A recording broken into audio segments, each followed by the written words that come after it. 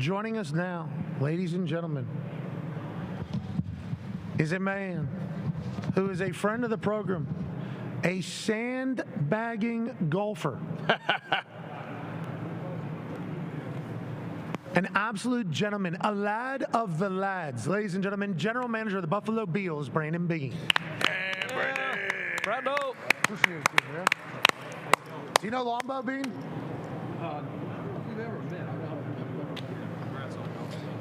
How you doing? Good to see you. Good to see you. Good, how are you? Mr. Beane, how are we? Good to see you. Good work, Bruce. Really good work. You'll be right here. Really good work all week, Bruce. Crushing it, Bruce. Hey, Bruce. That a baby, Bruce. Oh, that was from the truck. Had a baby. Good work, Had a baby Connor. truck. Had a baby truck. Way to go, Bruce. Way to pitch in there. Oh, no. Can we get this over? The more you can do, right? Yeah, well, I brought it over there for him. Make me look good. I know it's tough. No, it isn't. You're a handsome lad, young-looking lad. Not as young as that Jaguars GM. Did you see Jimbo that? Gladstone? Jimmy Coldstones. Yeah, he's 22. Tommy Gladstone. Yeah, exactly. Listen, he could be a guy. We have no idea. So let's lead into that. The general manager world is interesting. Obviously, you've been a part of it, and now you are in the middle of it at the very highest level with the Buffalo Bills. And you have officially drafted and developed NFL MVP. Okay, congratulations. Congrats to him. How much of this combine, this event, is attributed to whether or not you're a good general manager? Is this like the ultimate test for a general manager in your eyes? And how do you view this kind of event in looking at next season? I think it's just a small piece. I mean, the number one thing here is truly the medical. You know, that's why this all started. But for me, the most important thing are the interviews that we get to do at night. It's the first chance to kind of get to know the guys that behind the helmet and who they are, how they tick. We've obviously done a lot of background. You know, we'll be calling Mike a lot to ask him about his guys real soon. They're good, right, Mike? Aren't they? All the guys. But that's part of it. You're trying to dot the I's, cross the T's, and then from here, obviously, the guys that are working out, you're kind of getting that first basis of 40s, jumps, all that stuff, and then we're lining out our pro days, private workouts, and then the 30 visits. So it's one piece. The medical thing is obviously huge. You hear these stories of whether this guy's going to have a surgery or whatever, which can affect their draft status. Yeah, and the medical is interesting. Do all of them have to do medical, or is it something that is medical like the only? Feels like nobody skips out on the medical, right? Or am I wrong? In general, I think there's been one or two, but in general, they at least do that, which is important. If you're going to come here and not do the medical, then probably shouldn't show up. Well, and if you're going to pay somebody millions of dollars, you should at least know that what you're paying for is, operable. So let's talk about that. Abdul Carter, who's some people are saying generational talent. He on like a Friday, or maybe, I don't forget the day, maybe Tuesday, maybe it was Monday, whatever the case. This guy's going to need surgery on his right foot or his foot, going to need a bolt in there, 8 weeks, or he can power through and showcase that he's tough enough. But it came across like medical has flagged him. Then the next day it was like, actually, he's good to go. Is that as much as like one team flagging, another team not? Or how does that normally go? Do you all get individual reads on people and scores on people when it comes to the medical? How does that work from behind the scenes? Yeah, so there's a conglomerate of the best docs, physicians across our country, all here. And so it may be one physician from a team. It may not be the Buffalo Bills. It may be another one that flags it.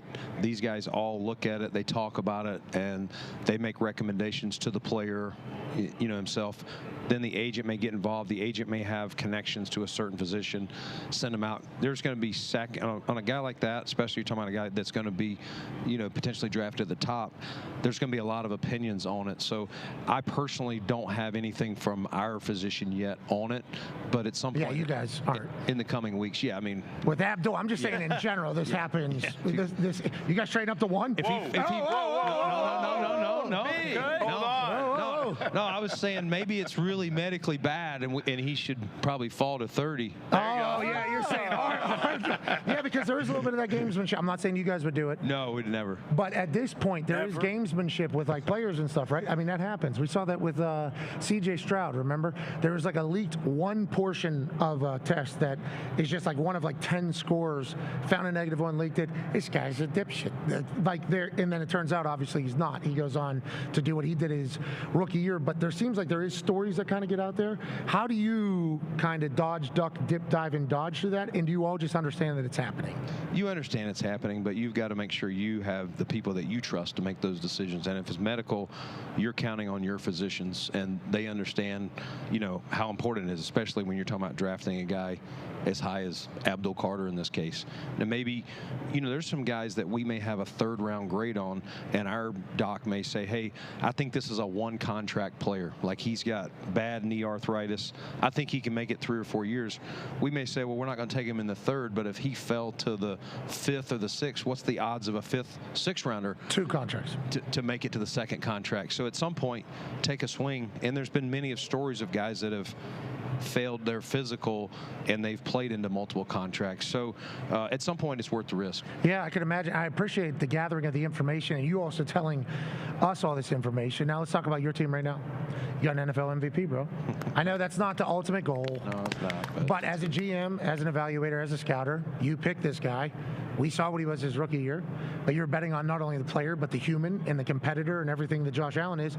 And then from one year to the next, we watch him just become the prototype of what people are looking for. That would be a cool moment for you whenever Josh won the MVP legitimately, because you felt like a believer, I assume? Yeah.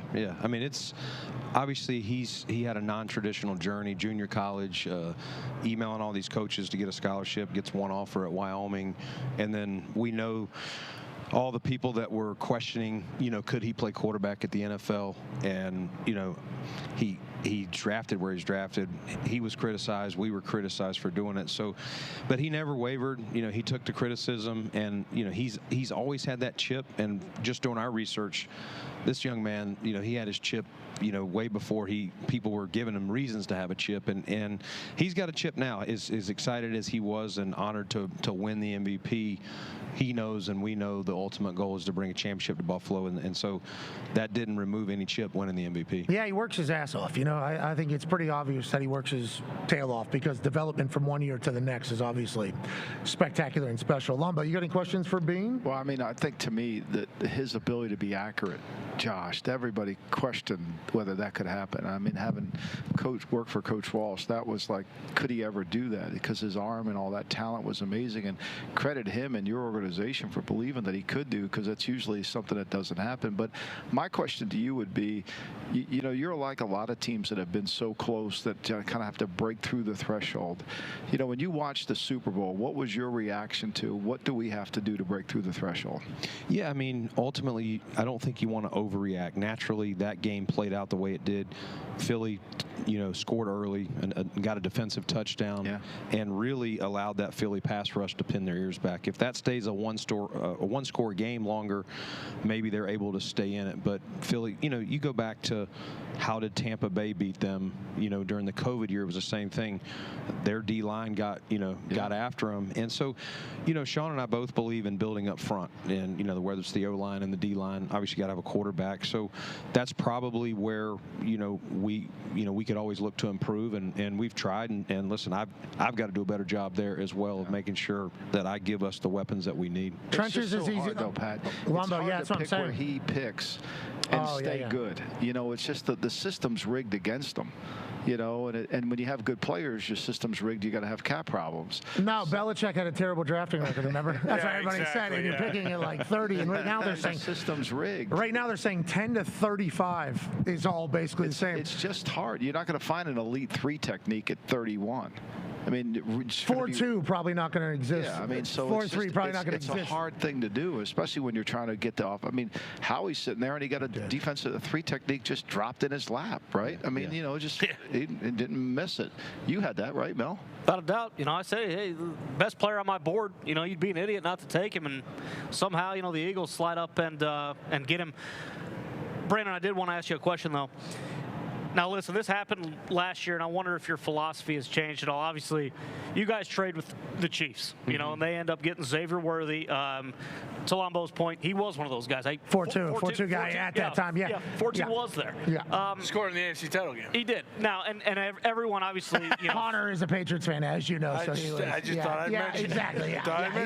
But fans and people on Twitter are gonna, take pot shots at you and shit on you and say, hey, what are we doing? We can't beat the Chiefs, and we're we're, you know, trading with them and letting them get another guy. They got another guy who maybe we could have used. Do you take any stock into that? I mean, are you thinking at all on draft night, hey, we can't, you know, these guys are calling, we can't trade with them because they're a team that we're going to see down the road in the playoffs? Does that put a sour taste in your mouth at all, or is that something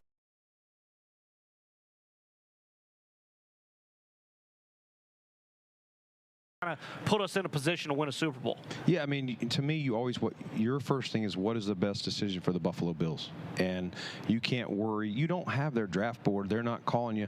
And you understand anytime you trade out of a pick that they could take, you know, the highest player on your board, the second, like how far do you want to go back? And so we just felt like, you know, we moved back and then we moved back again, but we acquired a third-round pick out of that, and we did not have one. So we got a defensive tackle in Dwayne Carter that played a lot of meaningful snaps. People look at it as Keon, they want to make a battle between Keon and Xavier. And what I would say is it's okay if both players turn out to be good players in the NFL. And one player can fit one team better, the other one can fit their, you know, their system better. We're 1 year in. I don't think you can ever decide whether a player is going to the Hall of Fame after one season or that he stinks. And you know, all the glory to Xavier Worthy. He did a nice job year one. We like Keon Coleman as well, and we're excited to get him where we did. And time will tell if I'm an idiot or not. There's other reasons I'm an idiot, but yeah, because you sandbag on a golf course. Is that why? You think that's a reason? Well, why? I was gonna say you kind of stuck it up their ass with Shakir anyway. So it's like, hey, guess what? This guy's pretty good. Congrats on the new deal. Yeah.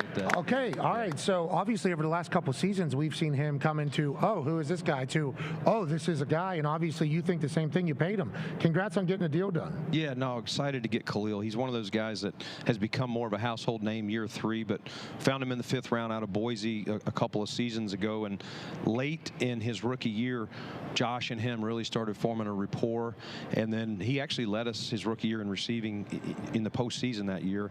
And then we come into year 2 for him. We still had Gabe, we had Steph, and you know, I thought we had a real good trio with those guys. But we had a lot of confidence, and Gabe got paid. We were happy for Gabe. You don't want to lose him, and we made the decision we did with Steph. But a lot of that was the confidence that we had in Khalil and the guys that we were going to bring on board. And he did not do anything but give us more confidence, and we're excited to be able to extend him through 29. 5th rounder to signing that big deal. Congratulations, Khalil Shakir. Legit, that's a big deal. Yeah. Tying it back to the combine, great hosting. Thank you. What did he show? You said 5th round you got him. What did he show here or in the process that made you think that he could become a guy? Yeah, I think he's one of those guys. He's a sneaky speed. You know, we saw him at Boise. He could play inside, could play outside. Really smart. He was at the Senior Bowl. I thought he stood out down there the week I was down there in practice. I don't remember what he did in the game, but in practice you could feel he's just one of those guys. He was always open. And at Boise, when when the ball was in his cylinder, his frame, he came down with it. He's reliable. He's consistent. And so I think just what you saw on film, plus every step of the way, Senior Bowl, combine, and then when you interview the young man, he's got a quiet confidence. He's not going to boast and tell you how good he is. He's just going to, he's a lunch pail. He fits Buffalo, perfectly. Yeah, you have a great culture up there too. Keep building. You transition now into your new roster, which you're going to have to do, especially whenever you have an NFL MVP and a very good amount of players. You're going to have to figure out your next team.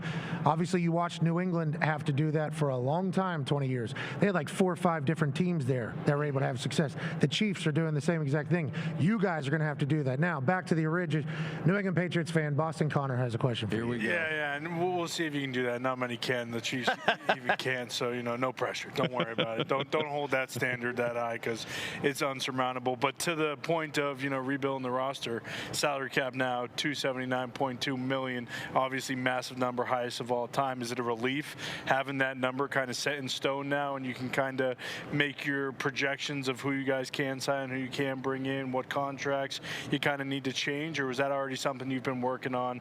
And also, knowing that you're paying Josh a bunch of money, does it help a lot now that we are all the way at, damn near $280 million with the cap? Yeah, I mean, listen, in my seat, you always want it to go up as much as it can because squeeze a few more in here. You're looking under all these cookies. cushions for a couple of dimes and nickels. But yes, we always try to err, at the end of the season when we're looking at the guys we want to extend or guys we're going to have to move on from, we're kind of erring on, we were in the kind of low 270s as what we were figuring up what we're going to have to be at. So then when last week we got the range of 277 to 281.5, I think. And so to get this number, it really helps. We're obviously studying that. We extended Shakir. So, now's when you're having those conversations of guys on your roster that you want to extend. Can you create space by extending a guy, restructuring his deal, or, potentially moving on? Last year we had, as Pat was talking about, we had a year of transition. Everybody we knew. Yeah. I still remember you FaceTiming me. What are we doing? You just cut every player that I've ever known with Buffalo Bills. I mean, what are we doing? It's not funny either. I was still hurting over doing that. I know. I didn't even think about you being a human. I didn't even think about you being a human. I'm just like, this guy up here's got no soul. Hey, what are we doing? And you're like, yeah, I know. This is a tough day right now. Yeah. My wife's already yelled at me about it. So, but it's not easy. That's part of the business. And if you're going to be successful, you're going to have to continue to do it. Excited to watch you take advantage of the lower end of those salaries of the 279.2, which is the rookies coming out of the draft. Tone has a question for you. Yeah, Mr. Beane, question and kind of a tidbit for you, because last year we were at the owners meeting. We said, hey, it's a deep wide receiver class. You should take a wide receiver. And then you did. Remember that? Remember that? I'll keep bringing all the advice. This year, tight end, you're good there. Running back, you're probably good there. Great pick out of Kentucky last year. And then, dude, he was much faster, I think, than I thought. Yeah. And he was able to. Very good. Yeah, he was. Mel had it the whole way, though. You knew it. I thought it was a first round. It's a great value getting him where you got it. And then D-tackle this year. So Mad Mel, excuse me. So I'm just saying, probably with your pick, 30 was a 30, probably D-tackle this year. So when you're looking yesterday, last night, you could probably go home today. I think you probably saw your guy last night. And who is it? I don't know yet. We'll see. Tell me who's there, and I'll tell you. Well, it's not. Who were the tackles? What's his name out of Oregon's? Harmon. Derek Harmon. Okay, so you know him better than us. Thanks. Why don't you tell us? I would hope I know him better than you. Well, let's go then. That's why you're on the show. I know we got Mad Mel, so I respectfully say that. Yeah, I respectfully say National champion Ohio State D-tackles, probably in that range. Michigan, Mason. Alfred Collins, perhaps? Yeah, Kenneth Grant's in that area. So, just a couple. Just get them all down to me, and let me pick the best one. What do you think of this draft class thus far, though? The depth of it, to his point, is in a couple different positions, allegedly. Yeah. At your position, normally going to be taking need, not necessarily best available at like 30, whatever. Best and... Yeah. You want it to marry. Yeah, obviously. You want it to be the best. Yep. If that position of need has a crop top end, can't do it. Okay, we got to go somewhere else. But if the position of need has a good top end, we're going to hit that, especially back half, or at least last third of first round, right? That's kind of my... Yeah, I mean, to me, you can the best thing you can do if you really want to hit a need and you don't feel the value's there, trade back a little bit and try and pick up a pick and then hit that player where you got value. You just got to make sure you don't trade back too far. And if you got two guys there that you would love either one of them, but you don't like them at pick 30, maybe you like them at pick 40 to 50. If you think they'll be there, trade back, pick up like last year we picked up a third round, with the move to get Keon. So there's a little analysis. You got to kind of evaluate your board. You're a mover and shaker. Oh, yeah. You are a mover and shaker. Big time. They got 10 picks this year. Oh, shit. Oh, shit. What the hell? Hey, that's 10 picks is a lot. We need them. You talked about it, the cap, paying Josh Allen, the guys we have, we extend Shakir. You have to, as Mike will tell you, you have to hit on these draft picks. We have to continue to find these, lower cost guys. If we don't hit those, it's not a sustainable product to continue winning. Lombo, what do you think is his focus of building his culture from watching his team? And then, Mr. Beane, I would like to hear your response to his analysis of the team. Y'all stop calling me Mr. Beane. Y'all make me feel like I'm 100 years old. No, Mr. Beane is Mr. Beane's a character. It's a character. It's an English character. Oh, okay. Yeah. And you need to know who that is. If you don't. We respect you. Rowan Atkinson, great actor. Pat, I think it's exactly the way the NFL needs to work. It's two guys that have the shares philosophy, and they work together. He just mentioned that they believe in the offensive and defensive line. Sean was with Andy in Philadelphia, so he was influenced there.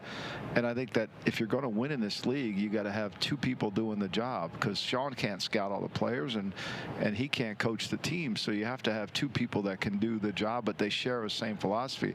I think what happens in the league a lot is we think this collection of 5 or 6 people can make it, when really it comes down to 2 people, and then those 2 people educating the organization on the shared philosophy. I think where they deserve a ton of credit is the transition from being an 11 team to being more of a Buffalo team weather-wise when they got into 12. Oh, yeah, because remember, your team wasn't built for Buffalo. Wasn't that the conversation a few years back? Yeah.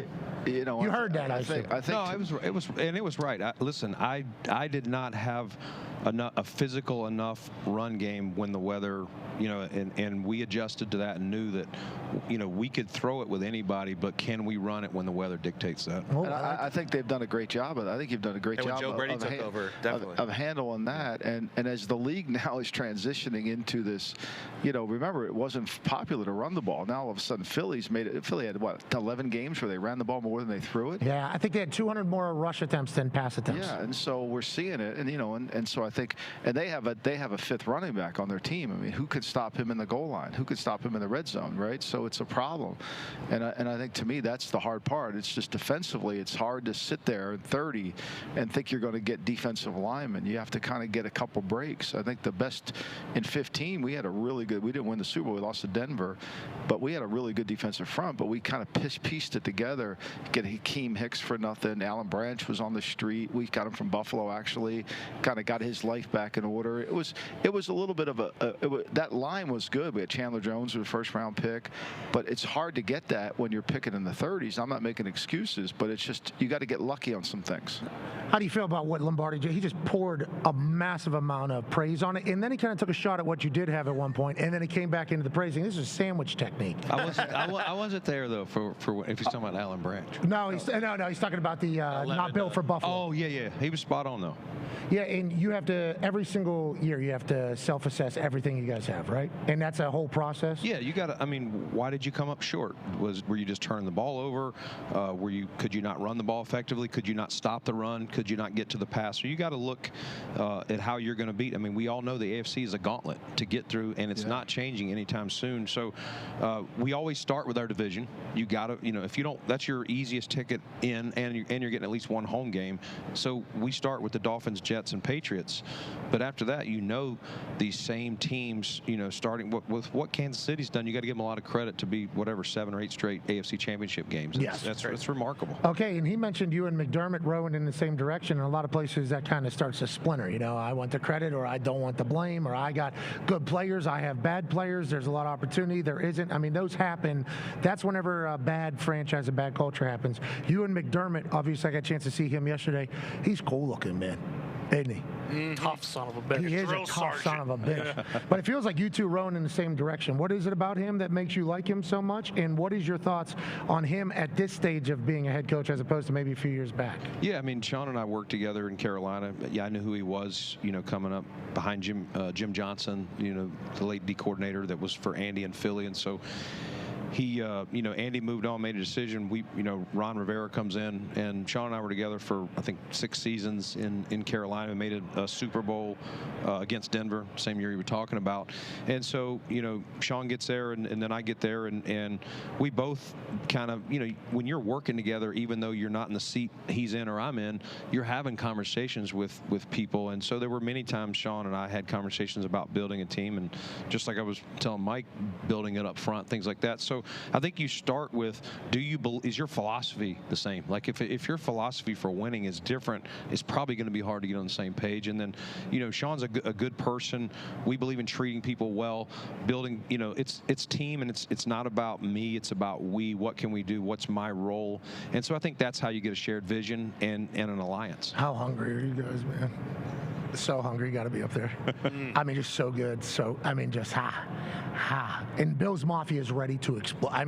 That was a first down, too, by the way. Yes. Thank you. Thank you. It was. Horse shit. But now we got we're very fast. There's a sensor in the ball now. Now we have technology to prove it. Now there's a sensor in the ball. So everything's going to be right now going forward. I'm glad we could be the test dummy. Again. Again. Change the rules. Talk about it. You would read something, hear something pops up somewhere, it's like, oh, maybe there is a little, where there's smoke, there's fire. Maybe there is a little issue. You'll, check in with the GM on the player, and it doesn't necessarily mean I want to trade. It doesn't necessarily mean I want to make a deal. You're just trying to gather information. Does that happen still? And how rapid is that happening right now, especially at this combine here? I think it's always happening because the league never stops. I mean, there's guys that you're hearing in June, for whatever reason, a team drafted a player and now they realize, man, they want to get that player on the field. They've got a contract that they could move on from. So I don't feel like it really stops until you get to like late June. Between there and camp, it kind of dies down.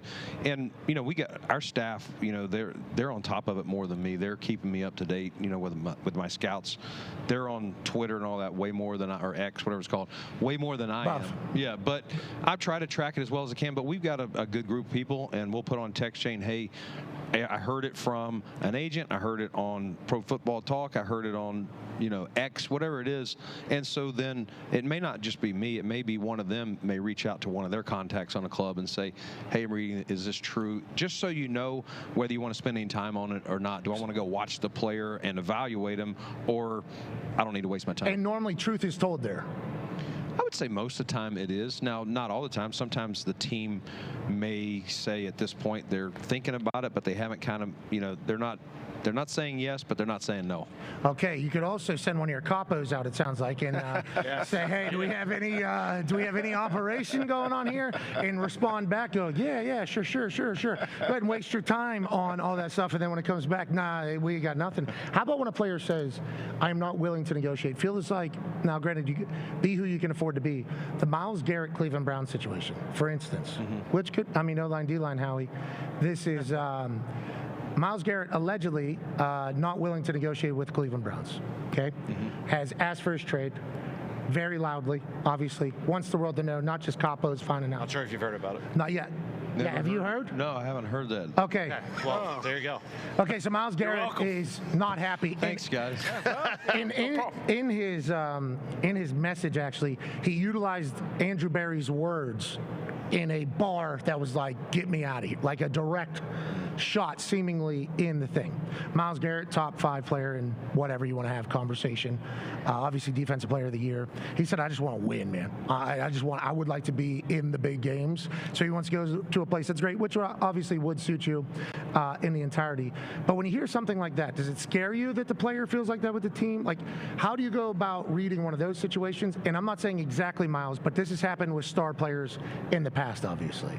Yeah, I mean, listen, when there was rumors about Steph wanting out before we actually moved on, even a year prior, things like that. So sometimes there's some truth to it, sometimes there's no truth to it. I think you start with the player himself, and or his representatives, and you just have truthful conversations about where both sides are at, and sometimes you may have to agree to disagree, on that circumstance. And so you gotta, in this role, you have to do what's best for your club. And is it time to break it off now? Is it, what, we're going to do it for another year like we did Steph and break it off later? So I think, that situation, I couldn't tell you what the facts are other than, some stuff you're. He's had a capo good down in Cleveland. Got it down around the lake. Lombardi, as we wrap up this hour, we appreciate you hanging out. Thank you, guys. Any parting words for Mr. Beane here? No, I mean, look, he's got more money than he thought he was going to have. He's got we got 10 draft picks. I mean, last year. Everybody's 0-0, so start it all over again. Yeah, good luck, Mr. Beane. We appreciate you, Brandon, for joining us, and congrats on all the success thus far. How old are you? 48. Oh, you look so young. Yeah. Spring chicken. You look younger. Not as young as Gladstone. Well, that's what I was going to tell you. Gladstone, let's look at him in 4 years. It's like a president? I didn't have, when I did my press conference, I didn't have gray hair when I was 40. Yeah. Do you guys have a group text, general manager? You'd have to reach out to Gladstone.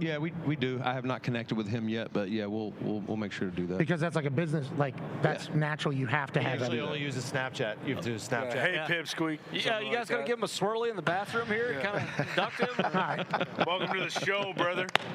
Lombo, thanks for hanging out. Thanks, guys. I appreciate being here. Brandon, Good luck. Thank you so much. Thank you, You don't have to get up and leave. We're going to throw to a break, Lombo. We're going to throw to a break, He Lombo. forgot how it works. You too, Mr. Beane. He's only been gone a month. He forgot how TV works. Yeah, this guy doesn't do TV anymore. He's a general manager. Hey, there's going to be a lot of players coming out of UNC. Let's I go. hope so. Let's go. I hope so. I'm in for that. Chapel Hill's a nice place to visit. I'll be down there. I'm a North Carolina born guy. Oh yeah. Plus, great golf course. Duke guy though. Great golf course. Not a Duke guy. Don't start that. Cheers for it. That's what I heard. That's what I heard. Don't start Hey, that. you saw in Bill's contract that was publicly because it was a state-done contract. He's a member down at that country club. Yeah. Remember, he's got the country club, yeah. Bill taking a golf. couple cars. Which country club? What is it down there? It's called Chapel Hill Country Club. It's beautiful. It's right there. It's right next to the campus. Then they have one on campus. I mean, it's North Carolina is, they've got so many great. Last night we were at Quail Hollow, which is going to host the PGA there. Good track. Great track. You see what he's doing right And now? it's He's on working. it's on my simulator. Oh, how do you play it? Do you play it pretty well? I've played it. Yeah. Remember, PJ last time it was up in Buffalo or New York or whatever, and he lied about. Yeah, he lied about your scoring. I did not. Hit a lie about 78. that. Yeah, he said, You yeah, said I'm I normally in the sandbagged. 90s or whatever. I played my ass off to I do don't know that. what I was happened. sweating Shot a that. 75. Yeah. So you're saying we should be proud? You're saying like, hey, No, I got lucky. I had the round of my life I on got the lucky. biggest stage here. Yeah, I got lucky. And then there was a little bit of on the scorecard, wasn't there? If That was recall. Dan Orlovsky. Oh, yeah. All right, let's get to the He's break. not even here to defend himself. I Those think. other boys. He doesn't have to be here to defend himself. Wait a minute. Wait a minute. Hey, here, rap sheet. Will you come over here, please? Oh shit. Rap sheet. Hey, Ian, he's breaking news on you that he already gave you up as the source, though. Hey, what? I didn't give you up. I said my source said that I did not call NFL security. Can you? That in my source was talking about your situation. That's all I said.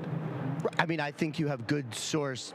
Says in this situation. How would I do that? Okay, all At what right. number? All Call right. my boss. I mean, not me, 911. but 911. I bet you Roger 911. Goodell does answer. Get the comms down here. Hey, the makeup's good, though, to cover up the shiner. Yeah. messed up. Not long, but messed up. Hey, how's the week going for you, Rep? It's been a week. What's Stafford getting paid?